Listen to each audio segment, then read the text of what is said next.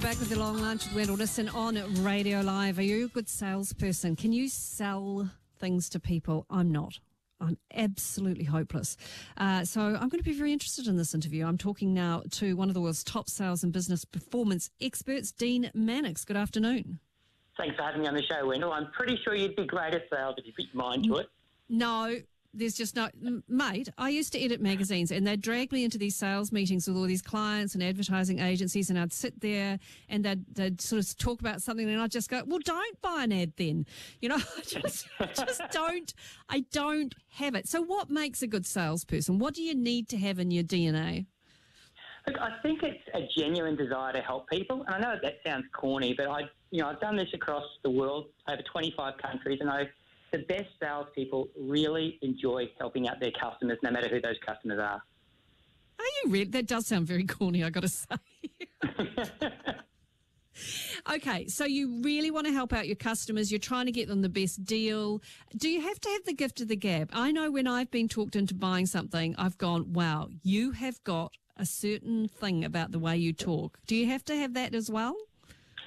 I think it helps, but I've got to say that process tends to beat personality. If I look at what's going on globally, and the most successful people tend to be much better at a really systematic, consistent approach to engaging with customers and helping them buy. And often the people that you think are great salespeople, they're just hot air and noise, and when you look at their sales results, they're not very good. Ooh, that's bad. Tell me how you got into sales, Dean. Yeah, sure. So I got into sales, I think the way most people end up in sales, through failure. I've had a lot of success. Very few people choose to be in sales, and I think that's why, as a profession, it's not held in high regard. But I'm actually an ex-lawyer. As a result of being in the law, I got involved with a development company, ended up buying them out, had a lot of success as a young bloke, and then blew myself up and ended up broke. And didn't go bankrupt, but luckily enough, a mate said to me, look, I know you're broke. I know you have lots of money. You should get into sales. You'd be really good at it. And that's how it started. What was the first sales thing you did? What was your first job? What your first get? I sold photocopiers, and I was lucky enough to be employed by a really great group of professional people. And unlike most salespeople, I was trained as a professional. And the copier industry certainly set me up to have an amazing career. Obviously, training people in sales now, but selling copiers got me out of a pretty big financial hole. Photocopiers. It doesn't sound that glamorous. It's not. It's just hard work and grunt and persistence. And then, it's interesting, though, back to helping people to buy. Once I understood that a photocopier to most people was something that caused them heartache, pain. They hated the thing. They got frustrated by it. And that there's actually opportunity to save a lot of money in toner costs that were much more expensive on other devices. Once I got my head around that, it was actually pretty easy to have the conversation. I think we've all kicked a photocopier at least once in our lives. Absolutely. They normally deserve it too. All right, Dean, so you are coming out here. You've got a conference. Sell me on your conference. Tell me why I should come to your conference. I'm going to put you to work here. Absolutely. Well, look, if you're a salesperson, then the bottom line is that the quality of your life is impacted by how effectively you're selling. And that's not just how much you're earning. It's about your relationships. It's about how much you enjoy it. It's about waking up out of bed and actually wanting to go to work. If you're a business owner, if nobody's selling, then the lights don't turn on. So no matter who you are, you need to be great at it. And this conference is all about really cracking open three areas. The first one is just planning for growth. And I think, the scary thing for me about most salespeople and business owners is they're just planning for survival. They're not actually planning to grow. Absolutely. So we put together a single session on that in the morning.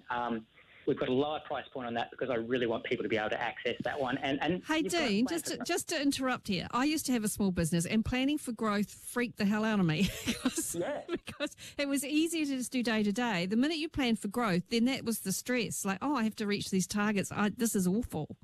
Yeah, absolutely. And I think the interesting thing is that most people think about planning for growth as going, okay, we're going to sell 20% more, as opposed to going, well, what do we need to do to achieve that? And it's actually much easier than most people think. If you do a 3 to 5% improvement in 3 or 4 areas of your business, you can achieve a 20% growth with a lot less stress and a lot more fun. But if you're not planning to grow, really you're planning to die, right? the scary Where thing. were you when I was running my business, Dean? I needed you. I was out there, but I wasn't selling to small businesses. And this is the most exciting thing for me about this is my background. Obviously, I came from no money. The dad was a small business owner, and I've worked for the last 20 years in the big end of town, like the Goldman Sachs and the Oracle corporations in New Zealand, with companies like Meridian, Westpac, New Zealand, Sovereign. And now we're out there doing stuff for small businesses and single salespeople. So it's incredibly exciting. Okay, you sold me. If I still had my business, I'd be coming along to hear you talk. Where is the conference? When and how do we get tickets? For sure. So we're in Auckland on the 7th of June at the Pullman Hotel. You can get tickets at deanmannix.com, so that's MANNIX.com. And right now there's a 2-for-1 offer that's open till Sunday. So if you buy one ticket, my team will get in touch with you and make sure that you've got a second ticket for a friend or a colleague. Oh, it wouldn't be a sales pitch without a 2-for-1 offer. Absolutely, and a deadline. Why do 2-for-1s work? They always work on me. Always. Well, that's great, and I'm hoping they're working on your audience because we'd love to see them and a friend along. But why do they work? What is it about our mindset thing that that's a great idea? Yeah, so they're triggering off a few things. One is, wow, I'm getting massive value because 2-for-1 sounds, even more powerful than 50% off. The second thing is it triggers off a natural part in us that wants to contribute and help others. And so it's like you get this kind of warm, fuzzy feeling that says, oh, this is cool, I can buy one for my friend as well. So there is a lot of science behind this stuff, and great salespeople study the science, but those are two reasons that sort of strategy does work. All right. Okay. Well, listen, are you still working as a salesman, or are you training mainly these days? Well, these days, most of my focus is on creating scalable content that everybody can use around the world. But I'm always selling, and the reality is we always are. I'm always selling to my wife, trust me, but she's pretty good at making sure she gets her way. What's the hardest thing to sell in the world? What would be the hardest thing to sell? The hardest thing to sell in the world? Oh, that's a great question. I know. Got you stuck on that one, didn't I? You stumped me. Sorry, I didn't mean to. It just occurred to me that there's so many things to sell around the world. I wonder what would be the hardest thing at the moment. But probably Trump. I shouldn't go down that path, but I will. Yes, I agree. But someone did. Someone did, and that is the thing, right? So someone worked out how to sell that, man. And, you've got to give them credit for that, right? Yeah, they pick their target market, they pick their messages, and they polarise. This is a really interesting one that'll come out in the conference is most of us are not successful at sales because we're too polite, we're too generic, and we run the middle line. You've got to figure out what it is that's great about what you sell, and you've got to sell the hell out of that. Middle line very rarely leads to anything but mediocrity, and if you're in sales and your life's mediocre, it's horrible.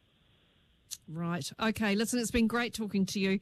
And anyone want to get along, it's 7th of June. Go to Dean's website, deanmannix, MANNIX.com. Thanks so much for your time, Dean. Much appreciated. Outstanding. Thanks, Wendyl. Take care. Bye now.